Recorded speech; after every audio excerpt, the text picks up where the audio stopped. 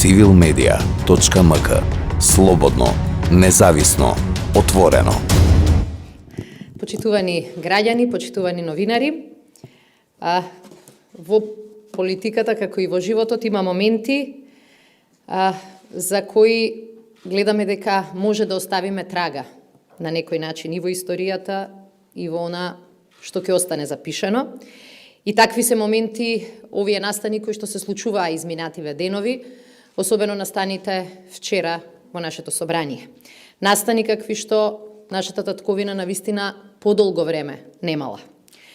Ратификацијата на Северноатланскиот договор, подигнувањето на НАТО знамето пред нашето собрание, пред домот кој што ги представува сите граѓани, но и го представува и нивниот заеднички стремеж да станеме членка на НАТО, да станеме членка на Европската Унија.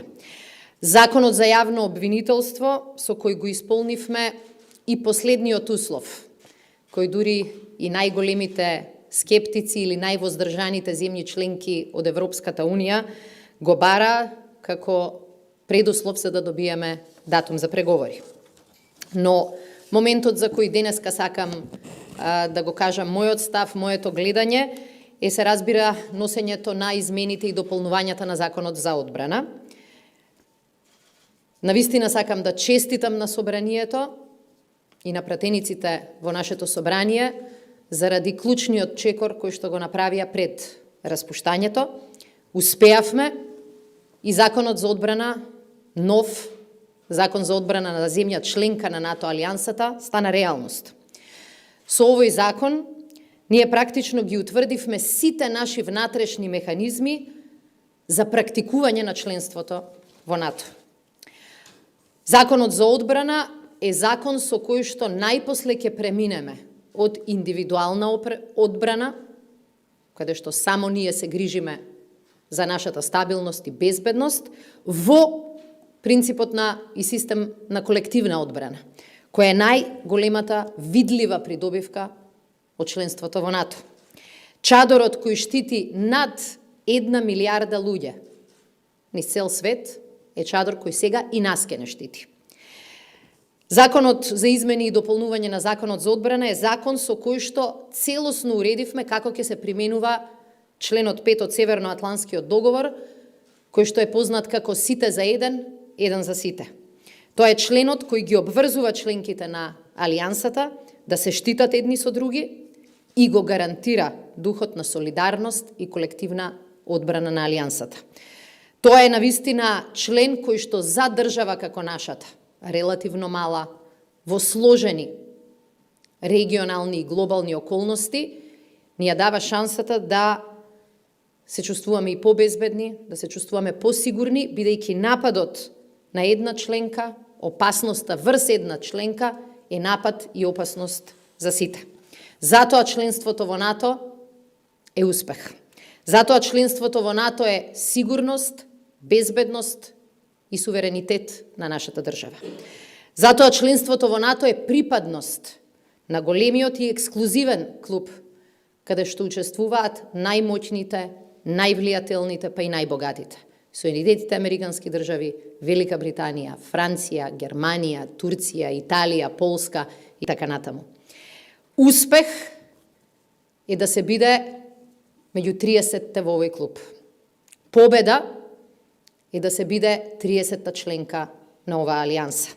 Затоа голема благодарност и големи честитки до сите 80 пратеници кои што го поддржаа овој закон и кои што покажаа навистина дека не само за сликање и не само за церемонии, туку секој ден и во секоја одлука навистина се залагаат за нашето членство во НАТО и во Европската Унија. Почитувани граѓани, денеска пред седиштето на НАТО се прави простор и се подигнува јарболот кој што го чека нашето знаме. Прашање на денови кога нашето знаме ќе се развиори и ќе стои рамноправно заедно со останатите 29 знамења на членките на алијансата. Тоа е и успех и тоа е причина за наша заедничка гордост. Нашите ветувања ние ги исполнуваме. Нашиот збор го одржавме. Го одржавме нашиот збор и пред граѓаните, го одржавме нашиот збор и пред сојузниците во НАТО алијансата. Ние го исполнивме 3-деценискиот стремеж на граѓаните на оваа држава да бидат дел од моќната алијанса и да се приклучат кон НАТО. Со разочарување вчера во собранието гледав и се уште се чудам на манипулациите кои што се случуваа со Законот за одбрана. Манипулациите на опозицијата на вистина не ни помагаа во овие последни денови, последни чекори. Нивните обиди да стават последна сопка во овој долг пат, кој најпосле, после 30 години успешно го завршуваме, на вистина беа тест и за нашата издржливост, и за нашата пристојност, и за нашата воздржаност да не дозволиме никакво алиби, за да не се спречи она што ни е заедничка цел. Тие обиди беа и обиди за манипулација со изборите. Пред само неколку дена, првите луѓе на опозицијата тврдеа дека собранието нема да се распушти и дека изборите ќе бидат одложени. Се покажа дека и овој пат на нивните лаги кратки се нозете. Се покажа кој навистина бил за избори, а кој манипулирал. Се покажа кој навистина е за наше членство во Европската Унија и НАТО, а кој партиски калкулира. Ние нашиот збор го одржавме, собранието е распуштено, сите клучни закони беа донесени, а избори на 12 април има. И како и досега, и на тие избори ќе победи вистината, а не лагата. Civilmedia.mk. Слободно, независно, отворено.